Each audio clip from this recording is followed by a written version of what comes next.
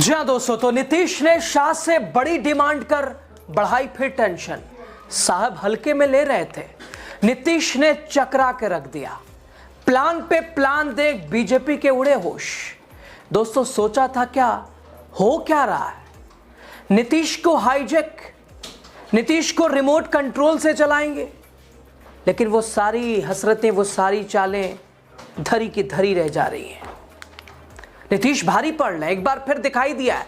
दोस्तों बिहार की राजनीति में इस वक्त ऐसा खेल शुरू हो गया है जिसने दिल्ली तक हलचल मचा दी है, और वो इसलिए भी क्योंकि आना नीतीश को दिल्ली ही है। तो अब दिल्ली आकर बिहार से दिल्ली तक कंट्रोल चाहा बीजेपी ने, शाह साहब ने, लेकिन नीतीश ने, नीतीश की चालें, नीतीश की नीति और रणनीति, उनकी चतुराई, सब हवा हवाई।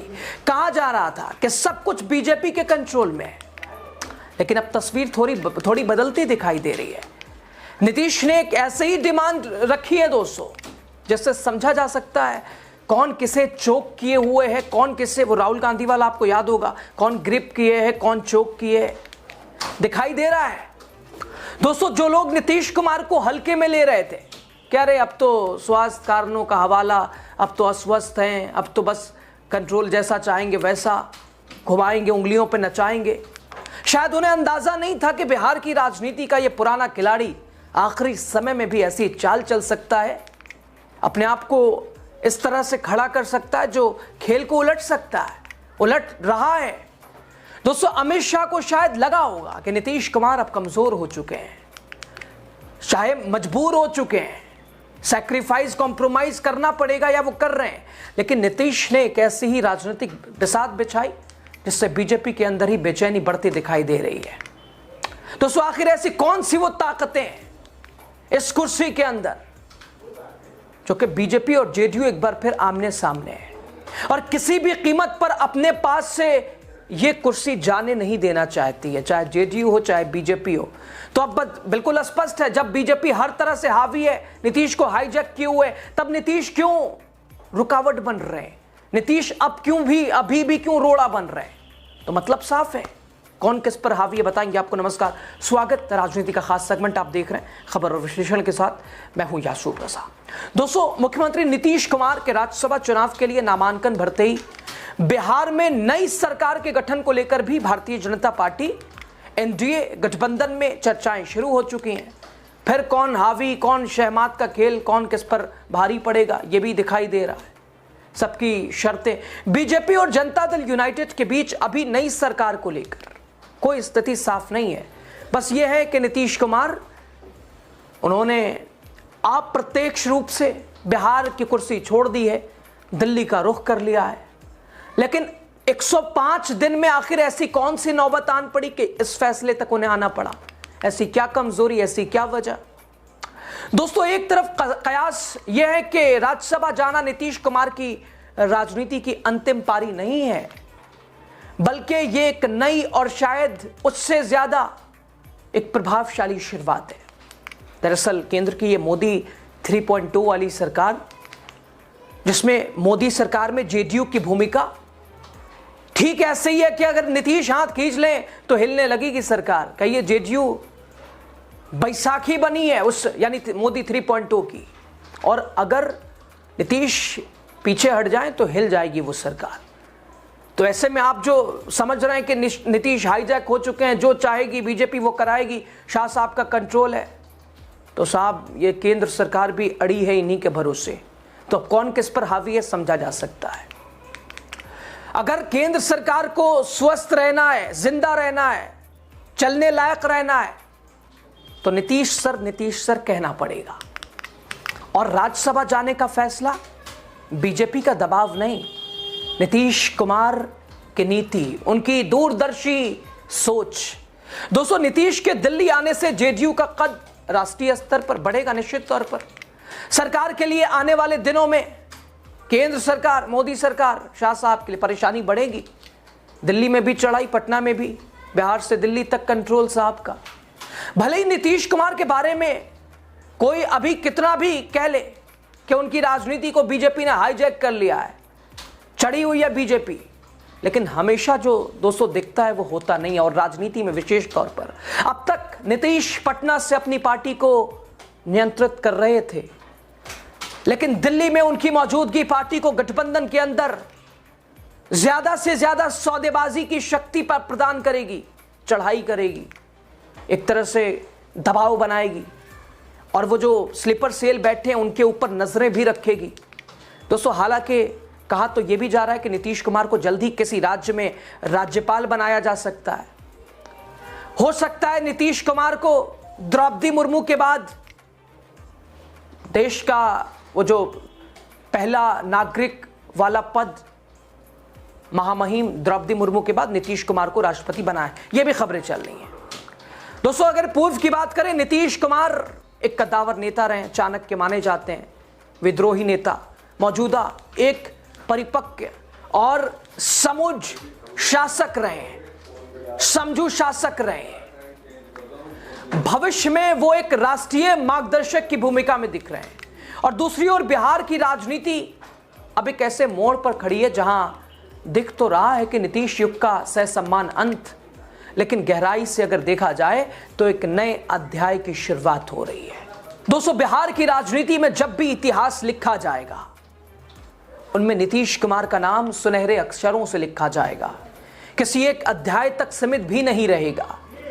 वो पूरी किताब की कवर की तरह है जो पिछले 2 दशकों से बिहार के बिखरे हुए पन्नों को समेटे हुए है। दोस्तों सुशासन बाबू से लेकर चाणक्य और पलटू राम तक की उपमाएं उनके व्यक्तिगत के अलग अलग रंग से जुड़ती हैं। अब वही तेवर दिखाई दे रहा है, क्योंकि सब समझ रहे थे नीतीश दबे हुए हैं, जो चाहेगी बीजेपी करेगी। नहीं साहब, अगर ऐसा है तो यह खबर आपको देखनी चाहिए। दोस्तों खबर आ रही है, क्योंकि जो हाल बिहार विधानसभा चुनाव में देखा गया, लड़ाई कौन किस पद पे बैठेगा, हालांकि जबरदस्ती करके नीतीश कुमार से गृह विभाग छीन लिया गया, सम्राट सर को दे दिया गया, बड़ा आदमी बनाना था, और अब कुर्सी भी। लेकिन अब नीतीश कुमार ने 2 टूक होकर कह दिया, और वो 2 टूक होकर बिहार विधानसभा के अध्यक्ष पद को लेकर साफ कर दिया है कि अध्यक्ष पद हमारा होगा। दोस्तों अभी यह पद भारतीय जनता पार्टी के पास है। 9 बार के विधायक प्रेम कुमार के पास बिहार विधानसभा के अध्यक्ष की भूमिका है। सवाल उठता है कि ऐसी कौन सी शक्तियां हैं जो विधानसभा के अध्यक्ष की स्थिति को मजबूत करती हैं, और क्यों गठबंधन के दोनों दल इस पद को अपनी पार्टी के लिए चाहते हैं। प्रेम कुमार गया नगर विधानसभा क्षेत्र से 9 बार के विधायक हैं। 2015 के विधानसभा चुनाव में जब नीतीश कुमार और लालू प्रसाद यादव ने लंबे समय बाद एक बार फिर गठबंधन किया था, तब जेडीयू और आरजेडी गठबंधन की जीत हुई थी और उसमें बीजेपी को हार का सामना करना पड़ा था। उस दौरान प्रेम कुमार बिहार विधानसभा के नेता विपक्ष हुआ करते थे, जो आज तेजस्वी यादव हैं। दोस्तों 1 दिसंबर 2025 को हुए विधानसभा चुनाव के बाद प्रेम कुमार सर्वसम्मति से बिहार विधानसभा के अध्यक्ष चुने गए। अब जेडीयू चाहती है कि यह पद उनकी पार्टी को दिया जाए, यानी जेडीयू को दिया जाए। विधानसभा का अध्यक्ष केवल सभा की अध्यक्षता नहीं करता, कौन सदस्य बोलेगा, कितना बोलेगा, चर्चा में उसे कितना समय मिलेगा, कोई बिल सदन में पेश करने की अनुमति तक विधानसभा का अध्यक्ष देता है। अनुशासन बनाए रखने की शक्तियां भी उनके पास होती हैं। इसके अलावा विधानसभा होने वाली किसी भी चर्चा पर विधानसभा में अंतिम फैसला विधानसभा अध्यक्ष का होता है। अगर कोई विधायक अपने पद से इस्तीफा देना चाहता है, उसका अंतिम फैसला भी विधानसभा अध्यक्ष के पास होता है। भारत के संविधान की 10वीं अनुसूची में शामिल दल बदल के कानून पर अंतिम फैसला लेने का अधिकार विधानसभा अध्यक्ष को है। कोई विधायक पार्टी लाइन बदलता है, वेब का उल्लंघन करता है या पार्टी के खिलाफ जाता है, तो उसकी सदस्यता रहेगी या नहीं, यह भी अंतिम रूप से विधानसभा अध्यक्ष तय करता है। इसके अलावा कोई बिल मनी बिल है या नहीं, इसका फैसला भी अनुच्छेद 199 के तहत विधानसभा अध्यक्ष ही के पास होता है। सामान्यवत विधानसभा अध्यक्ष वोट नहीं डालता, लेकिन अगर किसी चर्चा पर दोनों पक्षों के वोट बराबर हों तो निर्णायक वोट डाल सकता है। सदन की कार्यवाही स्थगित करना हो, समितियों का निर्माण करना हो, उसी के अधिकार में आता है। दोस्तों इतिहास में कई बार विधानसभा अध्यक्ष की शक्तियों ने सियासी समीकरण बदले हैं। साल 2018 में कांग्रेस ने मध्य प्रदेश में कमलनाथ के नेतृत्व में सरकार बनाई। और मार्च 2020 में ज्योतिरादित्य सिंधिया के नेतृत्व में कांग्रेस के 22 विधायकों ने इस्तीफा दे दिया, जिससे सरकार अल्पमत में आ गई। बीजेपी ने फ्लोर टेस्ट की मांग की, लेकिन तत्कालीन विधानसभा अध्यक्ष एनपी प्रजापति ने अपनी शक्तियों का उपयोग करके फ्लोर टेस्ट टाल दिया। 16 मार्च 2020 बजट सत्र शुरू होते ही कोविड-19 का हवाला देकर सदन की 26 मार्च तक के लिए कार्रवाई स्थगित कर दिया गया। साथ ही बाकी 22 विधायकों में से सभी के इस्तीफे एक साथ स्वीकार नहीं किए गए ताकि बाकी विधायकों पर दबाव बनाया जा सके। बाद में शिवराज सिंह चौहान ने सुप्रीम कोर्ट में फ्लोर टेस्ट की मांग की और सुप्रीम कोर्ट के आदेश पर विशेष सत्र बुलाया गया, लेकिन उससे पहले ही कमलनाथ ने इस्तीफा दे दिया था। साल 2019 कर्नाटक में कांग्रेस जेडीएस गठबंधन की एसडी कुमारस्वामी सरकार के दौरान कई विधायकों ने इस्तीफा दे दिया, लेकिन तत्कालीन विधानसभा अध्यक्ष के आर रमेश कुमार ने इस्तीफे तुरंत स्वीकार नहीं किए। उन्होंने विधायकों को व्यक्तिगत रूप से आकर पुष्टि करने को कहा, जिससे प्रक्रिया लंबी खिंची। मामला सुप्रीम कोर्ट पहुंचा, अंततः कुमारस्वामी सरकार गिर गई। इसी तरह साल 2022 में महाराष्ट्र में एकनाथ शिंदे ने उद्धव ठाकरे से बगावत की, बागी विधायकों को अयोग्य ठहराने की प्रक्रिया शुरू हुई, लेकिन मामला सुप्रीम कोर्ट पहुंचा। फ्लोर टेस्ट से पहले ही उद्धव ठाकरे ने इस्तीफा दे दिया। इन उदाहरणों ने दोस्तों साफ कर दिया है कि विधानसभा अध्यक्ष इस्तीफा स्वीकार करने में देरी कर सकता है, विधायकों को अयोग्य घोषित कर सकता है, फ्लोर टेस्ट टाल सकता है, सदन को स्थगित कर सकता है। यही कारण है कि नीतीश कुमार की पार्टी जेडीयू ये पद चाहती है किसी भी कीमत पर अपने पास रखना। दोस्तों, अगर इसका उदाहरण आपको देखना है अध्यक्ष की भूमिका क्या होती है, लोकसभा उठा के देख लीजिए।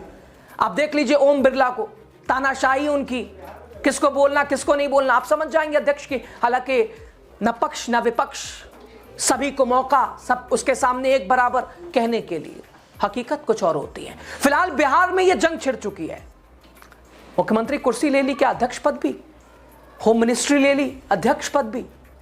दोस्तों, नीतीश ने दो टूक होकर कह दिया है कि साहब ये पद छोड़ना पड़ेगा। हम दिल्ली जा रहे हैं तो क्या, मुख्यमंत्री कुर्सी छोड़ दी तो क्या, जो चाहेंगे वो। इसको लेकर बिहार की राजनीति में कशमकश दोस्तों शुरू हो गया है। परिणाम क्या होगा देखना दिलचस्प होगा। बहुत शुक्रिया।